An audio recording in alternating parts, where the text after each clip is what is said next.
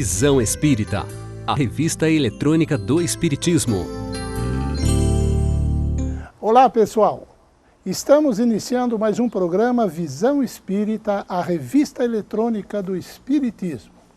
Vamos ao programa de hoje.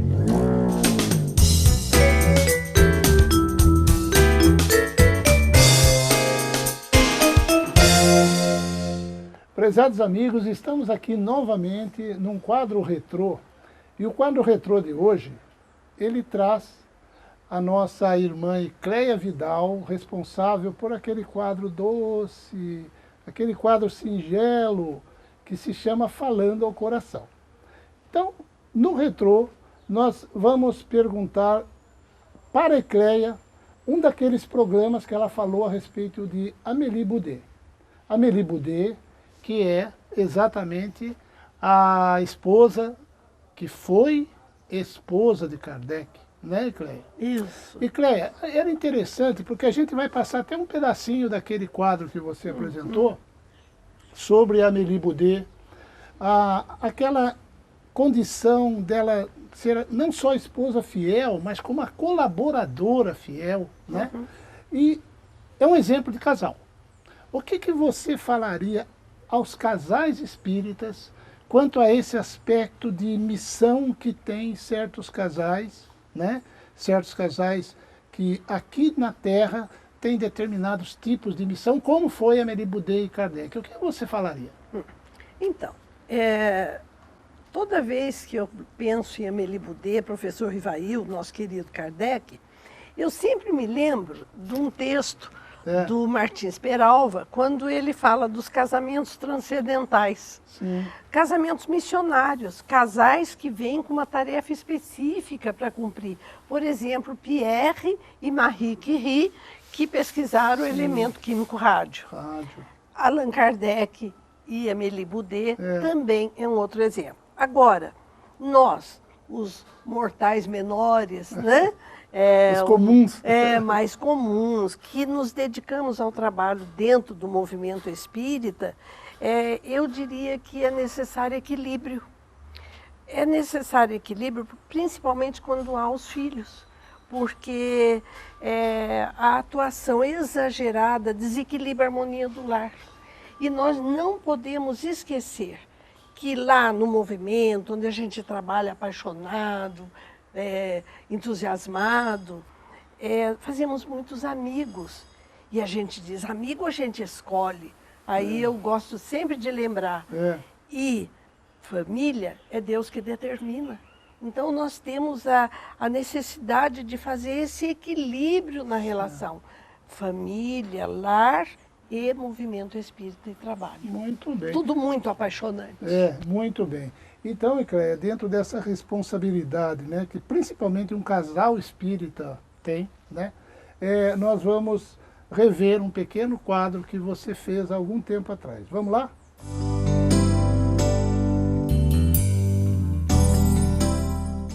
Kardec, o codificador e a codificação. Vamos conversar um pouquinho hoje sobre Amélie Boudet, a esposa de Kardec, o professor Rivail. Martins Peralva, num de seus livros, classifica as uniões matrimoniais. E ele nos lembra dos casamentos transcendentais, aqueles casais que vêm reunidos para realizar uma grande missão. Por exemplo, Pierre e Marie Curie. E professor Rivail e Amélie Boudet realmente formam um casamento transcendental, porque a missão que eles tiveram a cumprir foi belíssima e muito importante. As pessoas que vêm com essas missões a cumprir, pelas ordens de Deus, há um planejamento desde o início de suas vidas. Vejam só. Hippolyte Léon Denisard Rivail nasceu no dia 3 de outubro de 1804, de uma família de magistrados católicos. Em seguida, aos 9 anos, foi estudar na Suíça, um país protestante. Lá, foi aluno de Pestalozzi, o pedagogo que criou a pedagogia do amor. Amélie Gabrielle Boudet, nascida de um lar de posses, filha única, estudou, formou-se professora e, dedicada às artes e aos desenhos, escreveu 3 livros, uma intelectual da época. Amélie Boudet era 9 anos mais velha do que o professor Rivail, mas dizem os biógrafos que não parecia. Ela era delicada, gentil, tinha um sorriso muito bonito, baixinha, olhos castanhos, meiga, um amor de criatura. Não parecia que era mais velha que ele. Eles casaram-se no dia 6 de fevereiro de 1832. Não tiveram filhos. Os seus filhos foi toda a humanidade, que se saiu beneficiada até hoje pela codificação kardeciana. Ela foi sua companheira sempre. Ele criou uma série de aulas gratuitas em Paris, no ano de 1835 a 1840, e ela o ajudava a preparar esses cursos. Ela foi sempre sua companheira. Os seus livros, os livros de Kardec, muitos foram adotados pela Universidade de França. Nós estamos agora no ano de 1854. Ele tinha 50 anos e ela 59. Quando começaram a tomar conhecimento das mesas girantes, das comunicações, a se interessar, ele como um cientista da época, um filósofo, um professor, um pesquisador, e compreendendo o grande interesse do assunto, ele mergulha nisso aos seus 50 anos e trabalhou por 15 anos para compor a codificação. Em 18 de abril de 1857, ele publicou o Livro dos Espíritos. Foi um sucesso. E devido a esse sucesso, o seu lar passou a ser um ponto de reuniões, um ponto de encontro entre as personalidades da época, estudiosos de artes, filósofos, pesquisadores, pessoas de alto escalão social.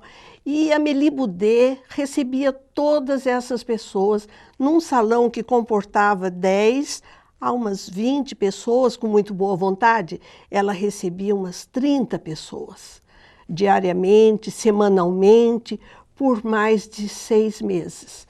Aí, então, é quando Kardec, em abril de 1858, ele funda a Sociedade Parisiense de Estudos Espíritas, para deslocar do seu lar a enorme atividade que já começou após o lançamento do Livro dos Espíritos.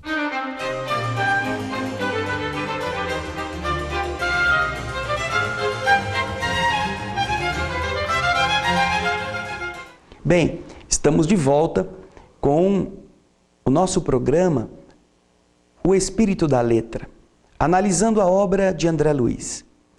No bloco passado, vimos o início da comunicação de Emmanuel, apresentando o Espírito. Quem é o André Luiz? Quem é? O que ele fez? De onde ele veio?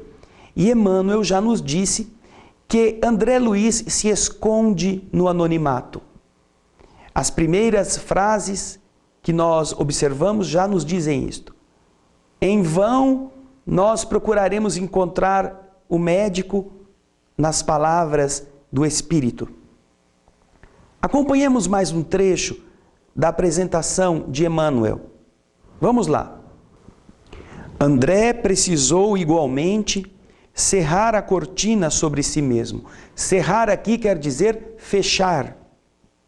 É por isso que não podemos apresentar o médico terrestre e o autor humano, mas sim o novo amigo e irmão na eternidade. Por trazer valiosas impressões aos companheiros do mundo, ele necessitou despojar-se de todas as convenções, inclusive a do próprio nome, para não ferir corações amados, envolvidos ainda nos velhos mantos da ilusão. Com isso você observa que André Luiz preservou a identidade dele para não prejudicar parentes que estavam encarnados, que estavam ainda vivendo no mundo bastante envolvidos com outras, às vezes até mesmo outras religiões, que poderiam estar constrangidos ao identificarem que determinado espírito que estava agora vindo falar sobre um médium bastante conhecido era, na verdade, um parente seu. Não era esta a finalidade de André Luiz de causar espanto ou causar surpresa. Era o de trazer notícia. Então, ele mescla a sua realidade na Terra com determinados detalhes nos quais ele se oculta. E aqueles que forem procurar o espírito encarnado na figura de um ou de outro personagem famoso, estarão meio aturdidos, porque não encontrarão esta perfeita correlação. Mas Emmanuel vai mais adiante. Vamos lá. Há muito desejamos trazer ao nosso círculo espiritual alguém que possa transmitir a outrem o valor da experiência própria, com todos os detalhes possíveis, a uma legítima compreensão da ordem que preside o esforço dos desencarnados laboriosos e bem-intencionados nas esferas invisíveis ao olhar humano. Certamente que numerosos amigos sorrirão ao contato de determinadas passagens da narrativa. Aquilo que não é habitual, aquilo que é inabitual, causa surpresa em todos os tempos. Quem não sorriria na Terra anos atrás, quando se lhe falasse da aviação, da eletricidade, da radiofonia? A surpresa, a perplexidade e a dúvida são de todos os aprendizes que ainda não passaram pela lição. Esta é uma referência importante. Sempre que nós não conhecemos as coisas, duvidamos delas. Não sabemos a sua abrangência, não temos ainda a acuidade para mergulhar na profundidade do que ela representa, então é mais fácil dizer, não acredito, que ridículo, que coisa sem nexo, onde já se viu uma coisa desta? A minha inteligência não consegue abarcar isso, então não deve existir, deve ser mentira. E isto é um atestado de incompetência, é um atestado de imaturidade, porque de verdade, mais adequado seria dizermos, eu não entendo, mas não posso dizer que é mentira, não posso dizer que não é verdade, vou procurar me aprofundar, vou estudar. Mas entre ir ler, estudar e o trabalho que isso dá, às vezes as pessoas preferem não fazer nada e duvidar. Emmanuel já está alertando sobre isso. Agora, ao final da sua comunicação, veja só o que ele nos apresenta. Vamos lá. Não basta investigar fenômenos, aderir verbalmente, melhorar a estatística, doutrinar consciências alheias, fazer proselitismo, conquistar favores da opinião, por mais respeitável que seja no plano físico. É indispensável cogitar do conhecimento de nossos infinitos potenciais, aplicando-os, por nossa vez, nos serviços do bem. O intercâmbio com o mundo invisível é um movimento sagrado, em função restauradora do cristianismo puro. Então, o objetivo deste trabalho é mostrar a milhares de criaturas que se interessam pelas notícias do mundo invisível como acontecem as realidades deste mundo invisível depois da morte física. E para todos nós que estamos procurando melhorar, Emmanuel termina esta comunicação afirmando o seguinte, para a nossa meditação. Vamos lá. André Luiz vem contar a você, leitor amigo, que a maior surpresa da morte carnal é a de nos colocar face a face com a própria consciência. Onde edificamos o céu, estacionamos no purgatório ou nos precipitamos no abismo infernal. Vem lembrar que a terra é oficina sagrada e que ninguém a menosprezará sem conhecer o preço do terrível engano a que submeteu o próprio coração. Guarde a experiência dele no livro da alma. Que os passos do cristão em qualquer escola religiosa, devem dirigir-se verdadeiramente ao Cristo e que, em nosso campo doutrinário, precisamos em verdade do Espiritismo e do espiritualismo, mas muito mais de espiritualidade. Estamos chegando ao final do nosso primeiro encontro. Uma pequena mensagem que nos deu tanto ensinamento. Leia agora O Novo Amigo de Emmanuel, a primeira parte, o primeiro trecho que está em nosso lar. Obrigado pela sua companhia, obrigado a todos os irmãos e irmãs que assistem o nosso programa na TV Mundo Maior, na TV Alvorada Espírita. E esperamos contar com vocês na próxima jornada. Muita paz.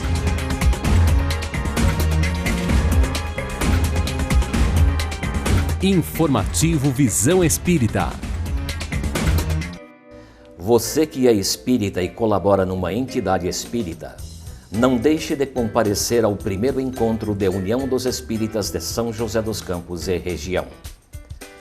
Uma série de apoios e benefícios serão oferecidos aos espíritas e casas espíritas que desejam melhorar ainda mais as atividades no nosso movimento. Entre os apoios, serão oferecidos material didático para aulas e palestras, treinamento para execução de projetos e página de site, entre outros. Contará também com uma palestra do Dr. Alquinder de Oliveira. Este primeiro encontro é organizado pela USE Unime de São José dos Campos e Aliança Espírita Evangélica. Acontecerá na Câmara Municipal de São José dos Campos no dia 25 de fevereiro, sábado, às 18 horas. Mais informações nesse site ou telefone que você vê aí na sua telinha.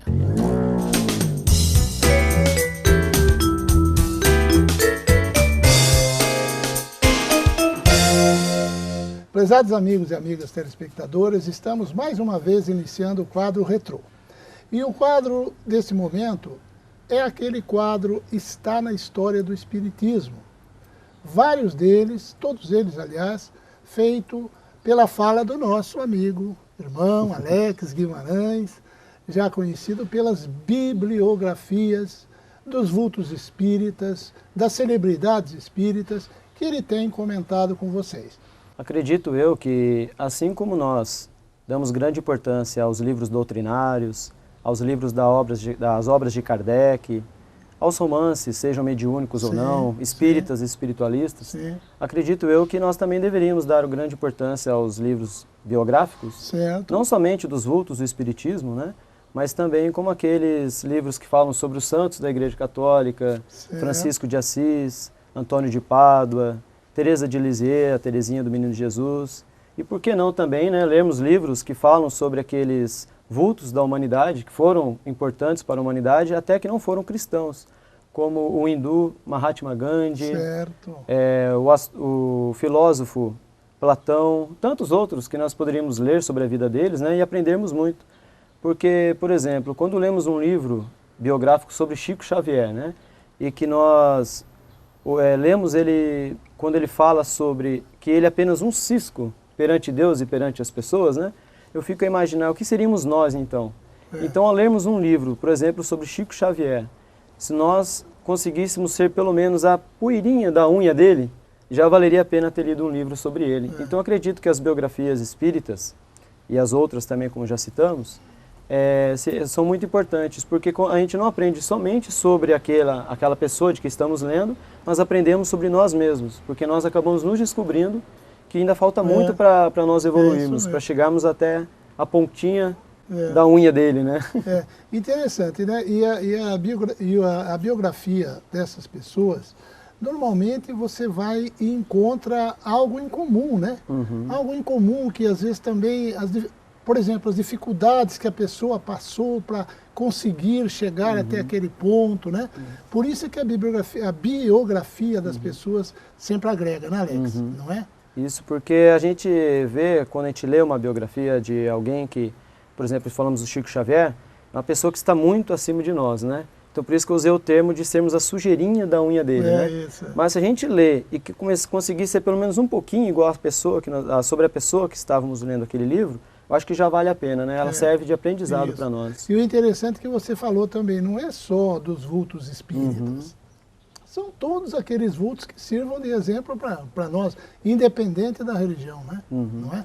E nós, telespectadores, vamos aproveitar e verificar e ver agora em seguida um dos quadros que o Alex apresentou dentro deste tema biografia de algum vulto. Vamos ver qual é ele?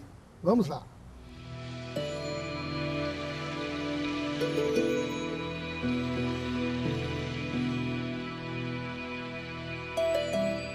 Está na história do Espiritismo. Olá, tudo bem? Em 29 de agosto de 1831, nascia em Riacho do Sangue, no Ceará, Adolfo Bezerra de Menezes, que aos 19 anos de idade chegava no Rio de Janeiro para estudar medicina.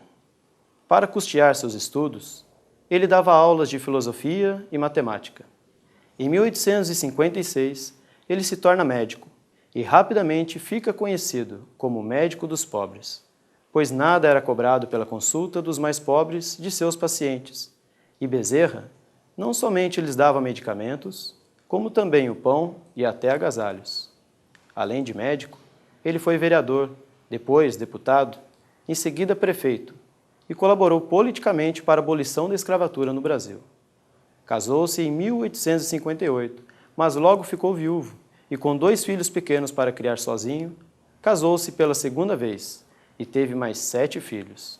Sua conversão ao Espiritismo se deu em 1875, quando recebeu um exemplar do Livro dos Espíritos, mas somente em 16 de agosto de 1886, na presença de 2.000 pessoas, Bezerra proclama sua adesão ao Espiritismo, causando forte abalo na sociedade carioca. Ingressou no jornalismo, onde defendia a doutrina espírita ardentemente, no jornal O País.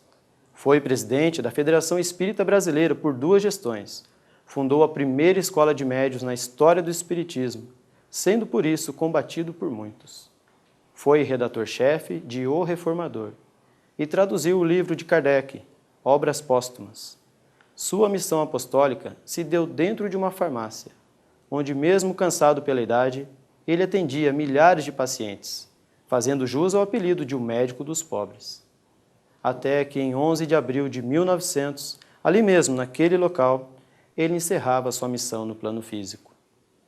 Pouco tempo depois, ele continuava sua missão, agora no plano espiritual, tornando-se um dos guias espirituais da pátria do Evangelho.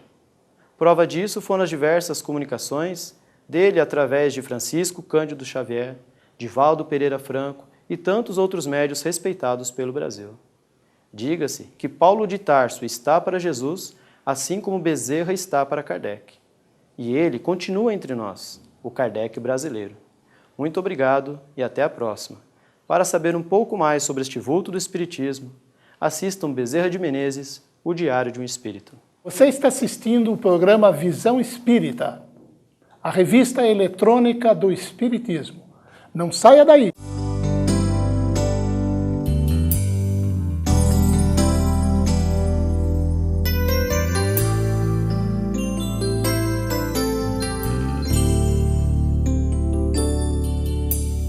Quero paz na minha vida, quero luz no meu caminho, quero te ver, entender que tudo passa, que a terra é uma escola, quero aprender. O amor é a estrada que devemos caminhar. Quem tiver vontade firme tem felicidade. Vem viver a emoção, dê a mão, vamos seguir. Quem quiser.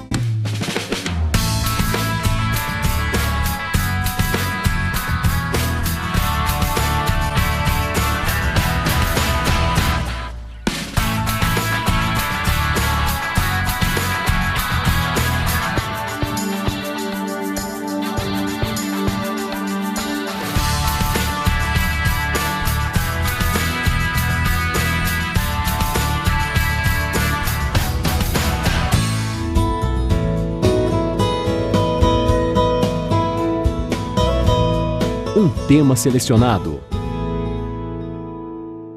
Amigos do programa Visão Espírita, neste quadro, um tema em foco, um tema selecionado, nós vamos estar iniciando neste momento uma série de programas, uma série que nós intitulamos As Provas Científicas da Reencarnação. Nós traremos para vocês entrevistas, filmes, depoimentos a respeito desse importantíssimo assunto, às vezes polêmicos para não espírita, às vezes um assunto não polêmico para espírita, mas a reencarnação, como esse princípio básico da nossa evolução e ainda tão discutido. Então nós vamos trazer, sob o ponto de vista da razão, da ciência, uma série de casos, uma série de depoimentos, de entrevistas a respeito desse assunto. E hoje nós vamos iniciar esta série exatamente com uma matéria muito interessante que nós buscamos, feita pela Universidade de Virgínia, nos Estados Unidos, através de um cientista chamado Jim Tucker. Essa matéria foi feita alguns anos atrás, não mais que 5 anos, onde ele relata e busca as fontes dos casos que ele estudou de reencarnação, ele com a sua equipe da Universidade de Virgínia, nos Estados Unidos. Este assunto, ele rodou o mundo, essas matérias, essas reportagens de Jim Tucker rodou o mundo, inclusive revistas, jornais, revistas científicas, esteve na televisão, através da Discovery Channel, e nós vamos trazer para vocês hoje um dos casos que Jim Tucker estudou e foi a fundo nesse caso, e nós vamos passar para vocês. Vamos iniciar então esta série, Provas Científicas da Reencarnação, com o caso da menina indiana estudada pelos pesquisadores da Universidade de Virgínia, nos Estados Unidos. O que acontece após a morte? Nós podemos voltar? I think there is some likelihood of life after death. A resposta pode vir de crianças que lembram de uma vida antes de nascerem. Our work provides evidence that we should strongly consider the possibility of reincarnation. Embarque em uma pesquisa científica em busca de provas de reencarnação. Ouça as histórias destas crianças que se lembram de uma vida passada.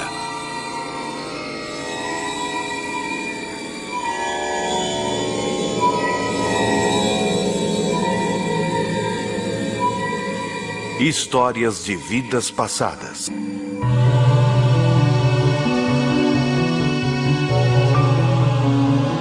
Everybody was asleep when the fire came.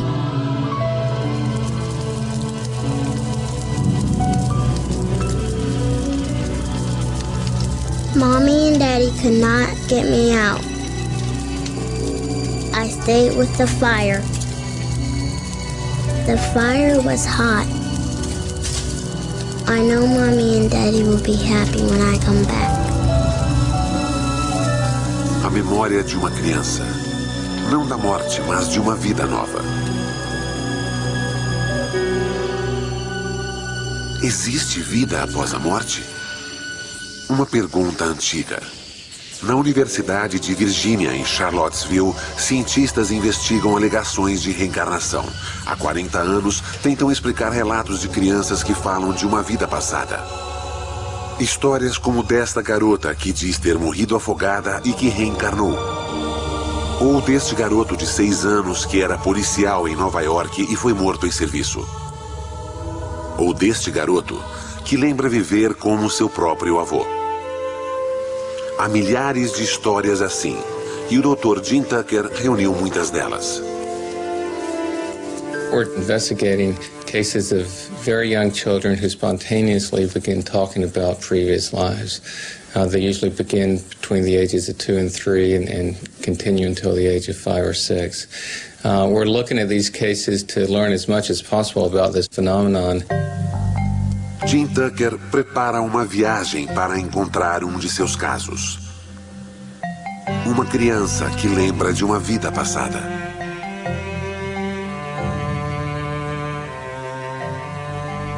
Gus Ortega is a little boy in Colorado who has talked about being his grandfather. This began when he was 18 months old, and he's made a number of statements that seem quite specific. This one is a stronger case because the child has made some very specific statements that it seems very unlikely he could have heard through normal means. O caso de Gus é só entre muitos. We've been studying these cases for the last 40 years. We've now collected over 2,700 cases like this. These cases have been found all over in Asia, in West Africa, they've been found in South America, in Europe, and the United States, pretty much wherever they've been looked for.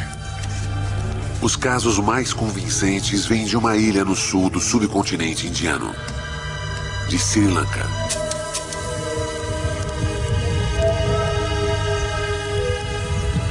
Sri Lanka, lugar místico. E onde se acredita muito em reencarnação. A maioria lá é budista. Talvez uma razão por haver tantas crianças que lembram de vidas passadas.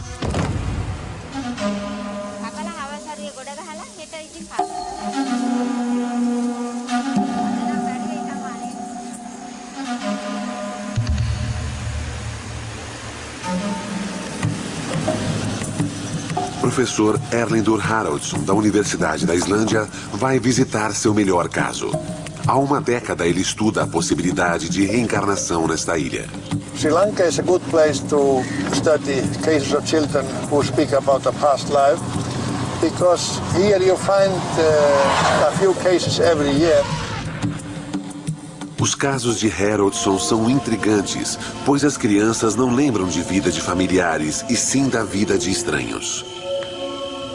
Haraldsson vai ao encontro do seu caso mais fascinante. Uma garota de nome Diluxi. This is a very interesting case because Diluxi was talking about memories of a previous life for almost 3 years and doing so persistently and repeating the same story over and over again. A garota que ele vai encontrar chocou os pais quando disse que não era filha deles. Disse ter outros pais em outro lugar. She was saying that she had lived in a place near Tambula, and there was a stream there. She had fallen into a stream and drowned. Haraldsson espera obter respostas do encontro com Diluxi. I was always interested in these images or thoughts or behavioral characteristics that are sort of out of tune with their present life. How do they arise? How do they come into these children?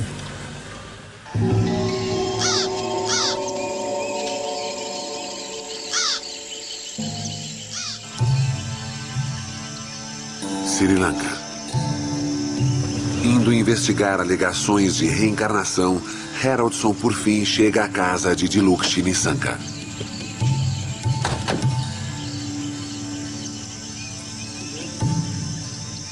Ela lembra que morreu afogada em um rio e que agora reencarnou. Diluxi's case is one of the best, perhaps even the best, of the cases that we have studied here in Sri Lanka. These children, they are experiencing something real. It is psychologically real. They have these images of what they interpret as of a past life, and some of these are concerned with how they died in the alleged previous life. And that's usually a painful way of death. It's a violent death, unexpected death, sudden death. Ela poderia estar inventando suas histórias? If they were making up some fantasies, then one would expect them rather to make up some fantasies of a better life, or something that would be of some satisfaction to them. But to think about how they died is not really a pleasurable fantasy. Para a família Nisanka, suas lembranças são dolorosas. Sempre que falam nisso, fica claro que Dilukshi não se sente parte da família. É ainda mais difícil para sua mãe.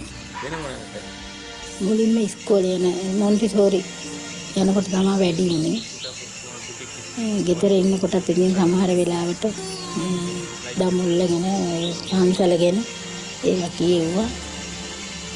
ගෙදර ඉන්නකොටත් ඉතින් සමහර වෙලාවට දමුල්ලගෙන පාන්සලගෙන ඒවා කියෙව්වා. වෙලාවකට ඉතින් මට තරහක් එනවා. මේ අඬනවා කියනවා කෑම කන්නේ නැහැ. නිදාගන්න ගියත් ඇයි නිතරම කියනකොට ඉතින් එනවනේ එපා වෙනලයි මේව එකක්. ඉතින් එහෙම හිතෙනවා වෙලාවකට. මොකද්ද මේ කරදරේ කියනවා හිතෙනවා. Could you tell us what it is that she still remembers? ඒ ඇල කණ්ඩලම ඇල නානවා රෙදි හොදනවා පාලමක් වගේ දාලා තිබුණා. ඒකෙන් තමයි ඉතින් එහා මෙහා යන්නේ. එක එක ඉතින් බඩු තියලා යාළුවොත් ඉතින් නම් සහෝදරයොත් එක්ක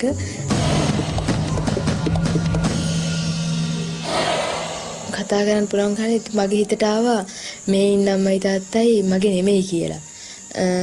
මගේ නෙමෙයි මේ ඉන්නයි මගේ නෙමෙයි කියලා හිතුණා. අර ඒගොල්ලෝ කොච්චර කළත් අරට වැඩිය මට මේගොල්ලෝ ආදරේ නැහැ කියලා හිතුණා. මේ මට අර ආත්ම තිබුණු මතකේ ඇයි දැන් මේ බඩුයි වෙනස් බඩු තිබුණේ. ඉතින් මට ඉතින් හිතන්නවා මේ මගේ අය නෙමෙයි මම මෙහාට අර අම්මලා දීලා වෙන්න ඇති කියලා. Significa que as lembranças são reais para Dilukshi. The day I died, I went to the stream to swim with a friend of mine.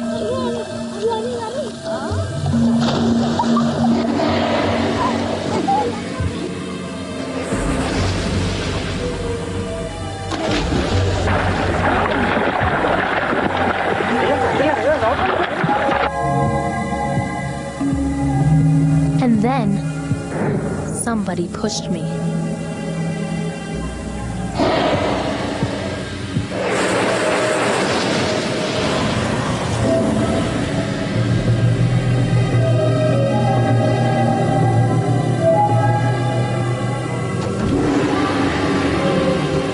I was in the water when I died.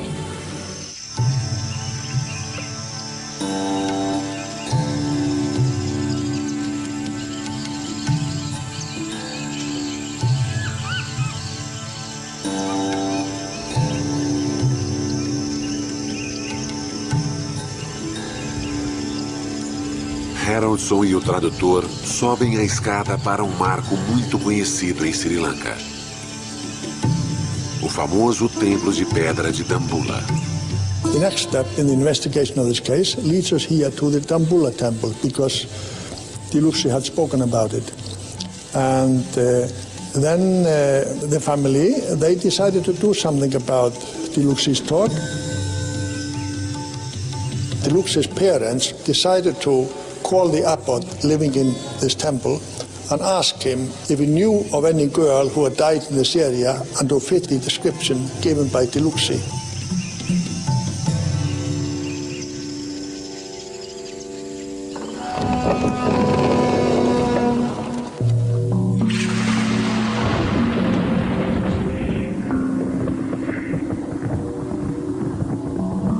In most of the countries where we find these cases, there is a belief in reincarnation.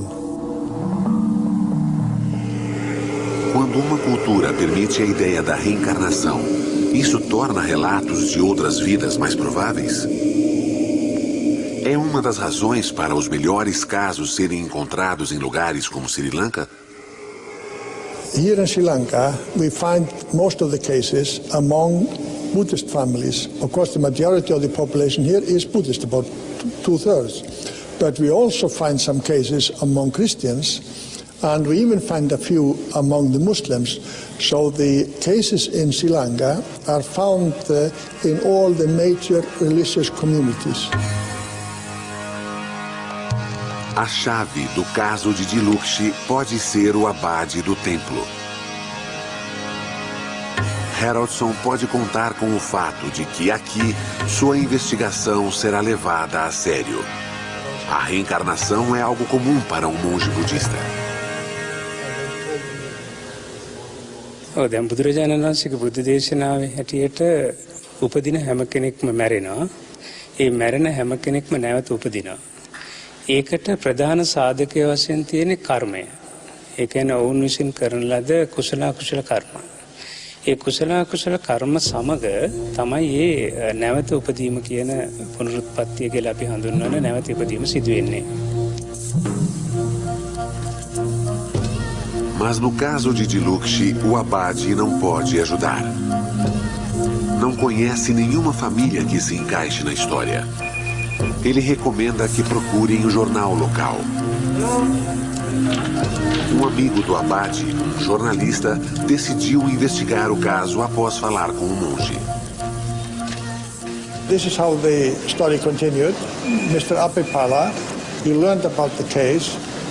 He went and interviewed Dilukshy and the parents about what she had been saying about a previous life.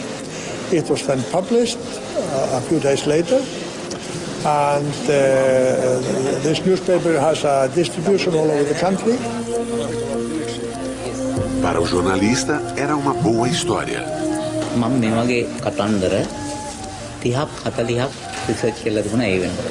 මොකද 1962 ඉඳලා 80 ගණනකට මම මාධ්‍යවේදී වශයෙන් අවුරුදු විශාල ගණනක් සේවය කළා තියෙනවා පොත්පත් ආයතන. Todos ficaram pasmos com as lembranças misteriosas e os detalhes notáveis dos quais ela se lembrava.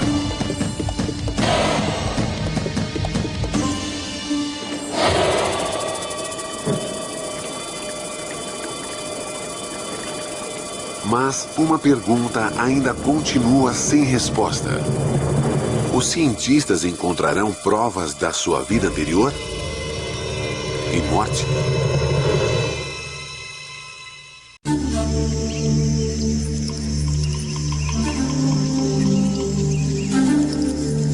Um jornalista escreveu sobre a lembrança de Dilukshy sobre uma vida passada. O artigo diz que ela viveu perto do templo de Dambulla. Algumas semanas após a publicação, o correio chega à casa dos Nissanka.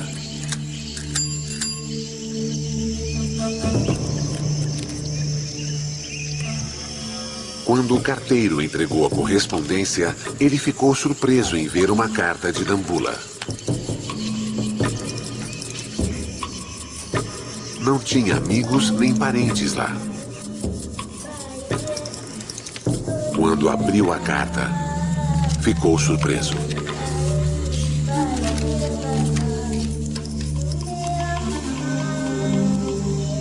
ඒ දඹුල්ලේ මිනිහගේ මේ ලියුමක් ලැබුණානේ. ඒක ඉතින් මට පුදුමයක්නේ අදහ ගන්නත් බෑ. මේකට අපි හොයලා බලන්න ඕනේ. මට බොහොම සන්තෝෂයි. පුදුමයක් නෙමෙයි.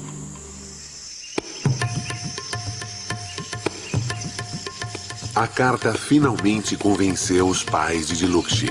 Eles iriam levá-la para o lugar onde ela acha que morreu. Fizeram uma viagem de 6 horas até Dambulla.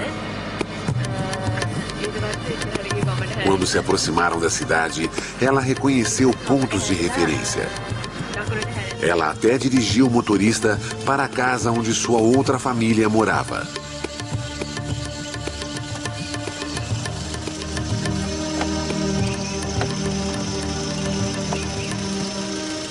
Até hoje, após vários encontros, é um encontro emocionante.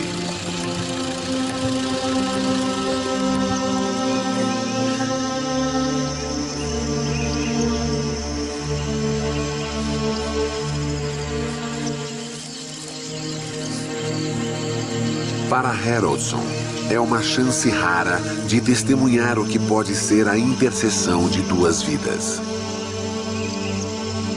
This meeting is quite emotional. It's only about in a third of all cases in Sri Lanka that you are able to find a connection between what that child is saying and a previous family or a person who died. that fits the description. This is very rare. Haraldson se surpreende com a mudança assim que Dilukshi vê sua outra família. É menos tímida e parece se encaixar melhor nessa família. Ela poderia ser esta garota reencarnada? හැසිරීම ඉතින් ගොඩක් හොඳයි අම්මට හතරේම හරිම කීකරුයි කොහෙවත් නොකිය යන්නෙත් නැහැ නංගි මල්ලි එක්ක නිතරම සෙල්ලම් කරනවා ඉතින් හොඳට ඉගෙන ගන්නත් පුළුවන් දුක කියන්නේ ඉතින් අපි එයා ගෙවල් වල ගියාද කියලාත් ඒ වෙලාවේ මම හොයන්න 70ක භාගයක් විතර දිව්වා පස්සේ දුවලා ඉවරනකොට මට එන්න බැරි වුණා සිහිනෙත් තියලා වැටිලා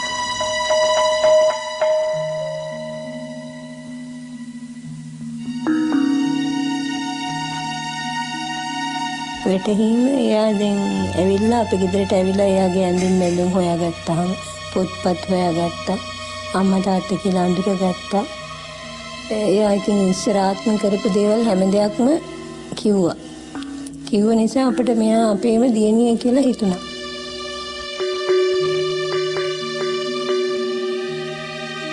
මට ඒක වැටහෙනවා පින්තූර දිහා බලපුවාම ගෙවල් අර හැමදේම දැක්කහම ගොඩක් ආසත් හිතුණා අනේක මට මේ පැත්තේ නිකන් ගොඩක් කල් මම මෙහෙ ඉඳලා වගේ මට පුරුදු කමක් වගේ හිතට තියෙනවා No fim do dia, Dilukshi passeia com Haraldson para mostrar o lugar da sua vida anterior. When we compare how well these statements fit the life of Shiromi, we find that about 12 of them, we have around 20, about 12 of them fit really well and are fairly specific. Dilukshi o leva para a pedra onde diz que brincou como Shiromi. É uma pedra chata, como ela descreveu.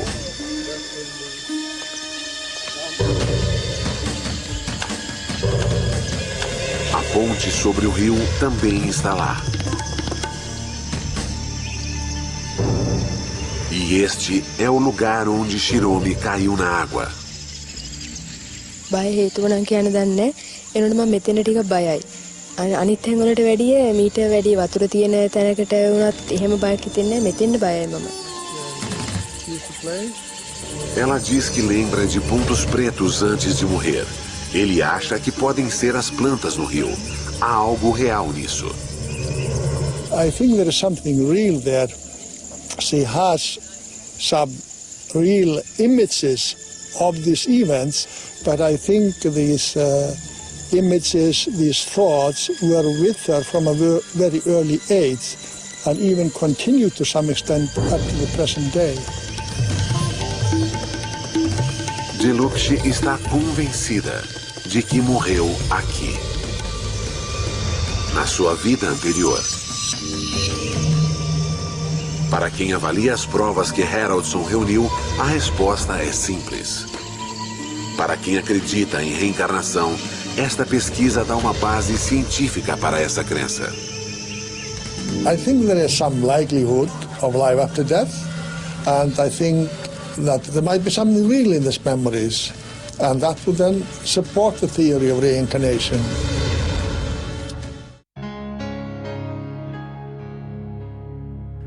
A mensagem.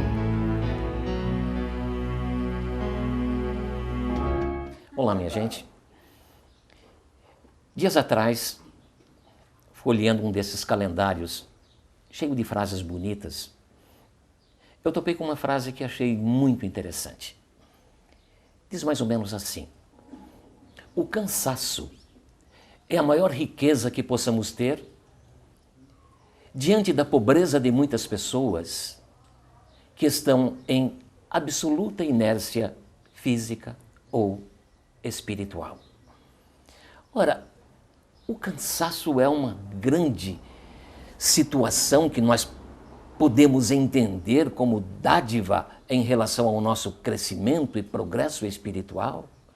Nós que reclamamos tanto de estarmos cansados por qualquer coisa, Mas vamos estudar um pouquinho isso e ver aonde que a gente pode chegar.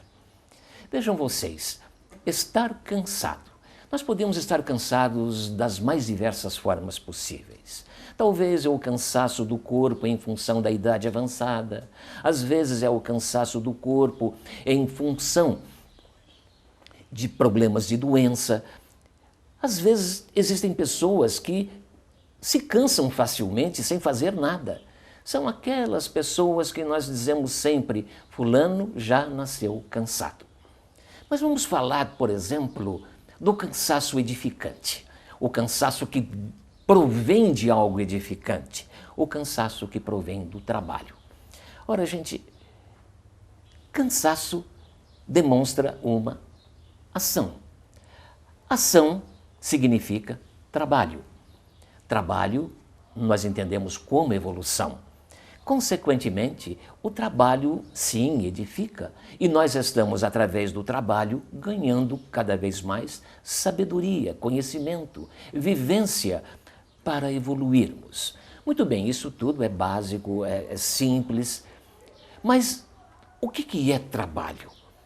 Dentro das casas espíritas, por exemplo, nós encontramos muitas pessoas que questionam o que vem a ser trabalho. Dias atrás, uma senhora me perguntou se o trabalho que ela tem em casa, procurando atender o marido, procurando educar seus 2 filhos, é considerado para a evolução espiritual. É claro que eu disse a ela, a senhora está desenvolvendo um trabalho mais edificante que nós podemos entender dentro do contexto espiritual. Porque procurar, sim, conviver amigavelmente dentro da família, procurar educar crianças que estão começando a vida, isso tudo é demais de importante. Aí nós nos lembramos das situações que muitas donas de casas vivem. Existe um caso que nós soubemos de que uma senhora, preenchendo um formulário numa dessas lojas, veio a pergunta do atendente: a senhora trabalha? E ela então encheu-se de brio e respondeu direto: sim, eu trabalho. Eu sou secretária do lar para assuntos de educação, alimentação e higiene. O senhor quer mais? Então, gente, nós entendemos, claro, que isso tudo é condição de crescimento interior. É claro que o trabalho dentro de uma casa espírita, o trabalho dentro das atividades de qualquer religião é importante e eleva também. Mas o trabalho, sim, que nós devemos considerar é qualquer atividade que possamos ter em relação à convivência, em relação ao aprendizado, em relação à busca constante de crescimento interior. Então, quando nos cansamos por desenvolver algum trabalho, nós temos mais é que agradecer a Deus. Porque, na realidade, a oportunidade do trabalho, que nós não devemos perder em hipótese alguma, nos dá a chance de crescimento. Gente, vamos trabalhar? Vamos ficar cansados? Porque isso tudo realmente é muito legal. Porque o cansaço do corpo, a gente deita, a gente dorme um pouquinho, isso tudo volta ao normal.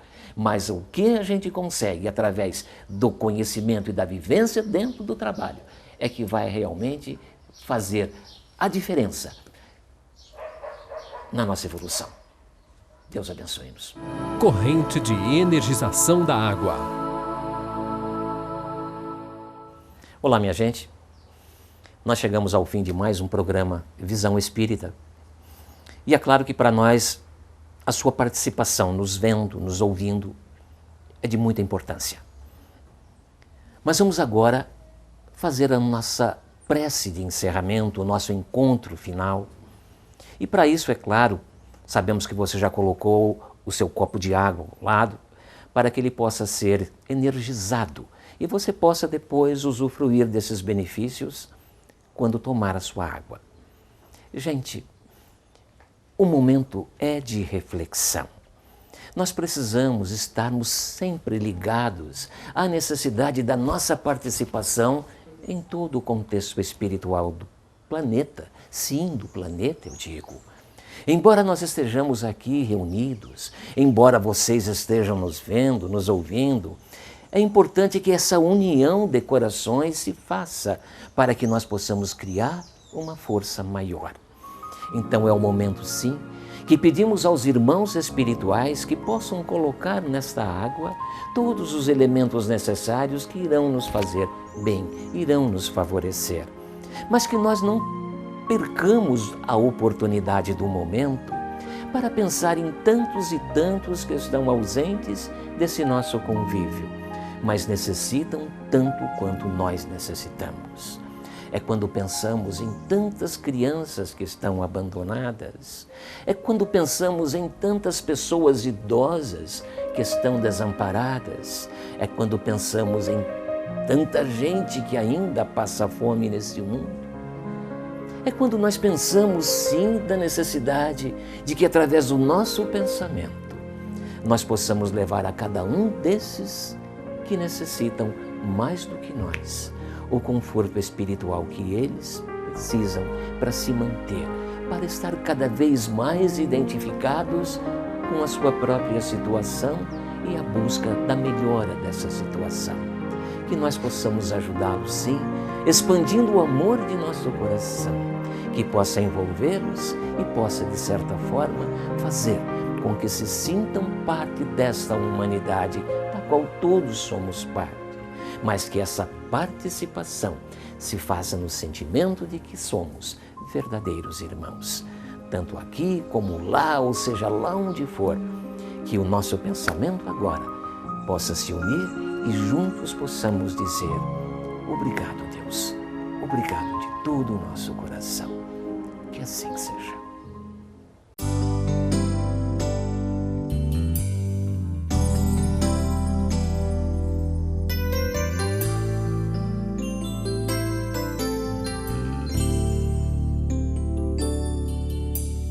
Quero paz na minha vida, quero luz no meu caminho, quero te ver,